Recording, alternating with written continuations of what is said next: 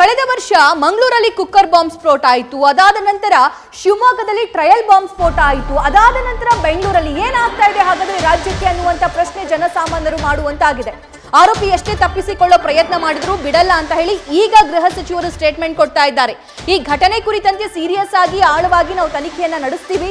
Cafe ಸ್ಫೋಟದ ಕುರಿತಂತೆ ಗೃಹ ಸಚಿವ ಜೆ ಪರಮೇಶ್ವರ್ ಅವರ ರಿಯಾಕ್ಷನ್ ಇದಾಗಿದೆ. ಸಾಕಷ್ಟು ಎವಿಡೆನ್ಸ್ ನಮಗೆ ಸದ್ಯಕ್ಕೆ ಸಿಕ್ಕಿದೆ. ಸಾಕಷ್ಟು ಸಿಸಿಟಿವಿ ಫುಟೇಜ್ಗಳನ್ನು ಕೂಡ ನಾವು ಆಧರಿಸಿ ತನಿಖೆ ಮಾಡ್ತೀವಿ. 28 ಬಸ್ಗಳು ಅಲ್ಲಿ ಓಡಾಡಿವೆ. ಆತ ಬಸ್ನಲ್ಲಿ ಬಂದಿರುವಂತಹ ಸಾಧ್ಯತೆ ಇದೆ. ಬಸ್ಗಳಲ್ಲಿ ಸಿಸಿ ಕ್ಯಾಮೆರಾ ಕೂಡ ಇದೆ. ಯಾವುದೇ ಕಾರಣಕ್ಕೂ ಆ ಆರೋಪಿಯನ್ನ, ಆ ಶಂಕಿತನನ್ನ ಬಿಡೋದಿಲ್ಲ. ಎಲ್ಲ ಆಯಾಮದಲ್ಲೂ ಕೂಡ ನಾವು ತನಿಖೆಯನ್ನ ನಡೆಸ್ತೀವಿ ಅಂತ ಹೇಳಿ ಗೃಹ ಸಚಿವರು ಸ್ಟೇಟ್ಮೆಂಟ್ ಕೊಟ್ಟಿದ್ದಾರೆ. ಆಗಲೇ ತುಂಬ ಸೀರಿಯಸ್ ಆಗಿ ಅನೇಕ ತಂಡಗಳನ್ನು ರಚನೆ ಮಾಡಿದ್ದೇವೆ. ಭಾಳ ಸೀರಿಯಸ್ ಆಗಿ ಭಾಳ ಡೀಪಾಗಿ ಹೋಗ್ತಾ ಇದ್ದಾರೆ. ಕೆಲವು ಕುರುಹುಗಳು ಸಿಕ್ಕಿದ್ದಾವೆ. ಸಿ ಟಿ ವಿ ಫುಟೇಜಸ್ಸಲ್ಲಿ ಒಂದಿಷ್ಟು ಮಾಹಿತಿಗಳನ್ನು ಕಲೆ ಹಾಕಿದ್ದಾರೆ. ಜೊತೆಗೆ ಆ ರೂಟ್ನಲ್ಲಿ ಆ ಸಂದರ್ಭದಲ್ಲಿ ಒಂದು 26 ಬಸ್ಗಳು ಹೋಗಿದೆ. ಅವನು ಬಸ್ಸಲ್ಲಿ ಬಂದಿದ್ದಾನೆ ಅಂತ ಹೇಳಿ ಒಂದಿಷ್ಟು ಮಾಹಿತಿಗಳು ಸಿಕ್ಕಿದೆ. ಅದಕ್ಕಾಗಿ 26 ಬಸ್ಗಳನ್ನು ಕೂಡ ಈಗಾಗಲೇ BMTCಯಲ್ಲಿ ವೆರಿಫೈ ಮಾಡಿದ್ದಾರೆ. ಇನ್ನೂ ಒಂದಷ್ಟು ಅದರಲ್ಲಿ ಥಿಯರಿ ಆಫ್ ಎಲಿಮಿನೇಷನ್ ಅದರಲ್ಲಿ ಆ ರೀತಿ ಮಾಡಿಕೊಂಡು ಇನ್ನೊಂದಷ್ಟು ಬಸ್ಗಳನ್ನು ಈಗ ಅದರೊಳಗಡೆ ಫುಟೇಜಸ್ ಇರುತ್ತೆ. ಯಾಕೆಂದರೆ ಈಗ BMTCನಲ್ಲಿ ಕ್ಯಾಮ್ರಾಗಳು ಹಾಕಿದ್ದಾರೆ, CCTV. ಅದರಲ್ಲಿ ಸಿಕ್ಕತ್ತೆ, ಒಂದಿಷ್ಟು ಮಾಹಿತಿ ಸಿಗುತ್ತೆ ಅಂತೇಳಿ ನಾವು ಅಂದ್ಕೊಂಡಿದ್ದೇವೆ. ಇದೆಲ್ಲ ಕಲೆ ಹಾಕಿ ಅಂತಿಮವಾಗಿ ಅವರನ್ನು ಹಿಡಿತಕ್ಕಂಥ ಕೆಲಸವನ್ನು ಮಾಡ್ತೇವೆ. ಯಾವ ಕಾರಣಕ್ಕೂ ಬಿಡೋದಿಲ್ಲ. ನಾವು ಎಷ್ಟೇ ಅವರು ತಪ್ಪಿಸ್ಕೊಳ್ಳೋಕೆ ಪ್ರಯತ್ನ ಮಾಡಿ ಅಥವಾ ಅವರ ಪ್ಲ್ಯಾನ್ ಆಫ್ ಆ್ಯಕ್ಷನ್ನಲ್ಲಿ ತಪ್ಪಿಸ್ಕೊಳ್ಳೋ ರೀತಿಯಲ್ಲಿ ಅವ್ರು ಏನೇ ಮಾಡಿದರೂ ಕೂಡ ಅದನ್ನು ನಾವು ಕಲೆ ಹಾಕ್ತೀವಿ. ಅವ್ರನ್ನ ಯಾವ ಕಾರಣಕ್ಕೂ ಬಿಡೋದಿಲ್ಲ. ಇಲ್ಲ, ಈಗೇನು ನಾವು ಹೇಳೋಕ್ಕಾಗೋದಿಲ್ಲ. ಯಾವ ಸಂಘಟನೆ ಮಾಡಿದೆ, ಇಂಡಿವಿಜುವಲ್ ಮಾಡಿದ.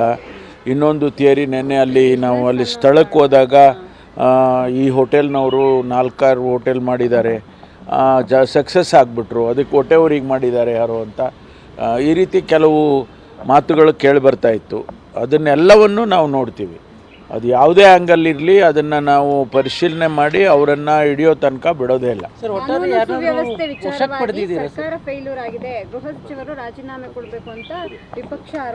ಅವರು ರಾಜೀನಾಮೆ ಕೇಳ್ತಾನೆ ಇದ್ದಾರೆ.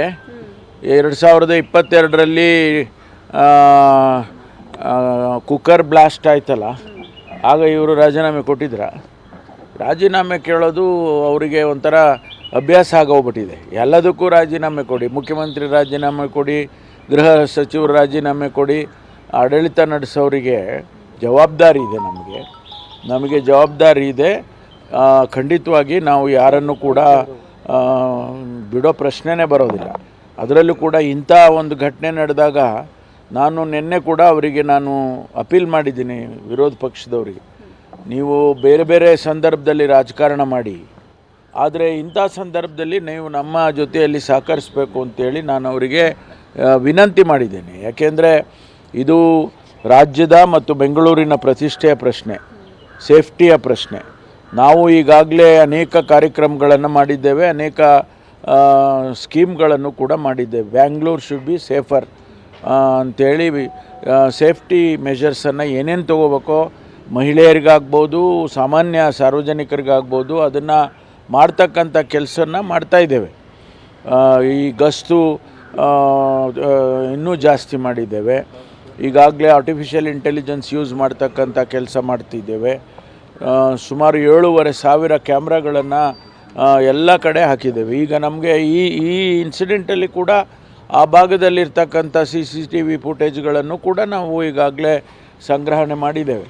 ಅದೆಲ್ಲ ಇವತ್ತು ಪರಿಶೀಲನೆ ಮಾಡಿ ಅದೆಲ್ಲ ಸಹಾಯ ಆಗುತ್ತೆ ನಮಗೆ.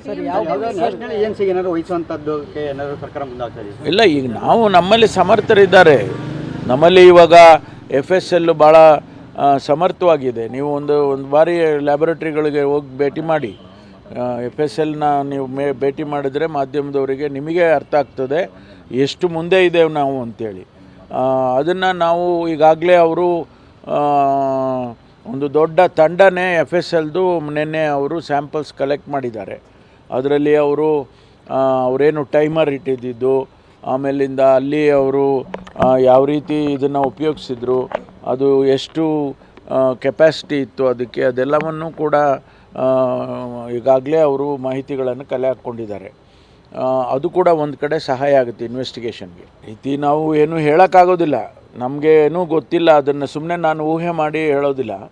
ಅದನ್ನು ಇಲ್ಲಿ ಈ ಘಟನೆ ನಡೆದಿರೋದ್ರ ಬಗ್ಗೆ ಮಾತ್ರ ಹೇಳಬೇಕು ಅಂದರೆ ಅವ್ರನ್ನ ಯಾರಿದ್ದಾರೆ ಅವ್ರನ್ನ ಹಿಡಿತೇವೆ ಅನ್ನೋದಷ್ಟೇ ಹೇಳ್ಬೋದು. ಇವತ್ತು 1 ಗಂಟೆಗೆ ನಾವು ಮೀಟಿಂಗ್, ಹಿರಿಯ ಅಧಿಕಾರಿಗಳನ್ನೆಲ್ಲ ಮೀಟಿಂಗ್ ಕರೆದಿದ್ದೇವೆ. ಅದರಲ್ಲಿ ಇನ್ನೂ ಹೆಚ್ಚಿನ ರೀತಿಯಲ್ಲಿ ಚರ್ಚೆ ಮಾಡ್ತೇವೆ. ಕೆಲವು ಸೂಚನೆಗಳನ್ನು ನಾವು ಸರ್ಕಾರ ಕೊಡಬೇಕಾಗ್ತದೆ. ರೈಟ್, ಇನ್ನು ಗಾಯಾಳುಗಳ ಪರಿಸ್ಥಿತಿ ಹೇಗಿದೆ ಅನ್ನುವಂಥ ಡೀಟೇಲ್ಸ್ ಹಾಸ್ಪಿಟಲ್ ಮುಂಭಾಗದಿಂದ ನಮ್ಮ ಪ್ರತಿನಿಧಿ ಪ್ರಜ್ವಲ್ ನೀಡ್ತಾ ಹೋಗ್ತಾರೆ. ಪ್ರಜ್ವಲ್, ಗಾಯಾಳುಗಳ ಪರಿಸ್ಥಿತಿ ಹೇಗಿದೆ?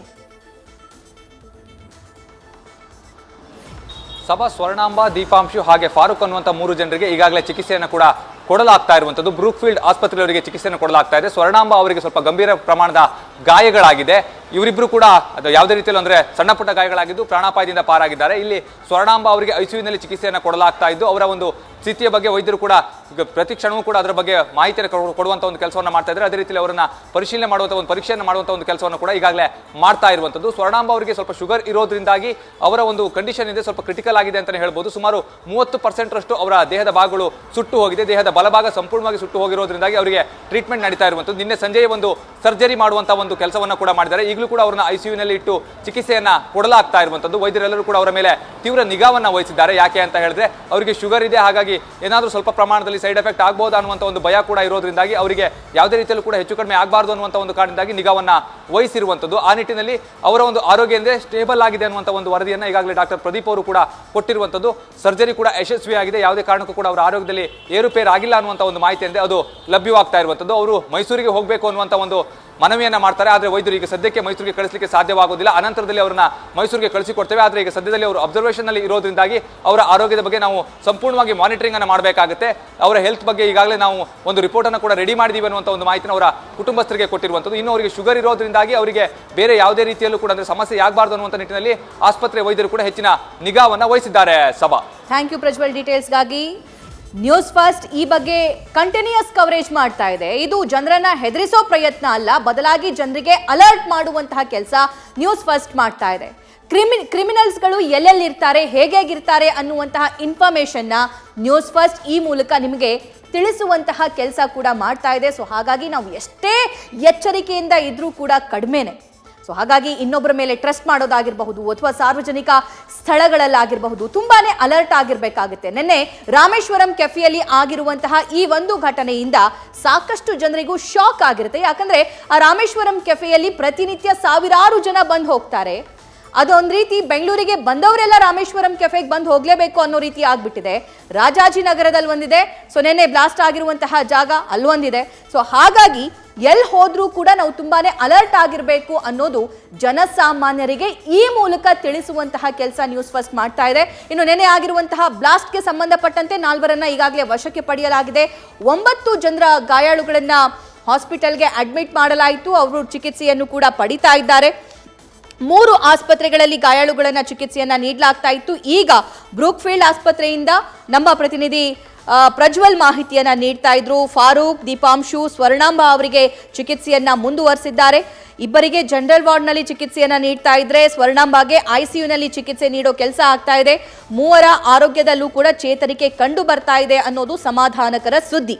ಆದರೆ ಇವತ್ತು ICUನಿಂದ ಸ್ವರ್ಣಾಂಬ ಅವರನ್ನ ಜನರಲ್ ವಾರ್ಡ್ಗೆ ಶಿಫ್ಟ್ ಮಾಡುವಂತಹ ಸಾಧ್ಯತೆ ಇದೆ. ಆದರೆ ಅವರ ಪೋಷಕರು ಮಾತ್ರ ಅವ್ರಿಗೆ ವಾಪಸ್ ಮೈಸೂರಿಗೆ ಕರ್ಕೊಂಡು ಹೋಗ್ಬಿಡ್ತೀವಿ, ಬಿಟ್ಬಿಡಿ ಅನ್ನುವಂತಹ ಮನವಿ ಕೂಡ ಮಾಡಿಕೊಳ್ತಾ ಇದ್ದಾರೆ. ಆದರೆ ಇದೆಲ್ಲದಕ್ಕೂ ಕೂಡ ಪೊಲೀಸರು ಪರ್ಮಿಷನ್ ಕೊಡಬೇಕಾಗುತ್ತೆ. ಈ ಪರ್ಮಿಷನ್ ಅವರಿಗೆ ಸಿಗುತ್ತಾ ಇಲ್ವಾ ಅನ್ನೋದು, ಇನ್ನು ಗಾಯಾಳುಗಳು ಆದಷ್ಟು ಬೇಗ ಚೇತರಿಸಿಕೊಳ್ಳಲಿ ಅನ್ನೋದು ಪ್ರತಿಯೊಬ್ಬರ ಆಶಯ ಕೂಡ ಆಗಿದೆ. ಇನ್ನು ಸ್ಪಾಟಲ್ಲಿ ಬೇರೆ ಬೇರೆ ತನಿಖಾ ಸಂಸ್ಥೆಗಳು ಅಥವಾ ತನಿಖಾಧಿಕಾರಿಗಳು ಬೀಡು ಬಿಟ್ಟಿದ್ದಾರೆ. ಕೇವಲ ರಾಮೇಶ್ವರಂ ಕೆಫೆ ಒಳಭಾಗವನ್ನ ಮಾತ್ರವಲ್ಲ, ಹೊರಭಾಗ ಮಾತ್ರವಲ್ಲ, ಆ ಬೀದಿಯಲ್ಲೂ ಕೂಡ ಪರಿಶೀಲನೆ ಮಾಡುವಂತಹ ಕೆಲಸ ಆಗ್ತಾ ಇದೆ. ನ್ಯೂಸ್ ಫಸ್ಟ್ ನಿರ್ಭೀತಿಯಿಂದ ನಿಮ್ಮ ಪರವಾಗಿ.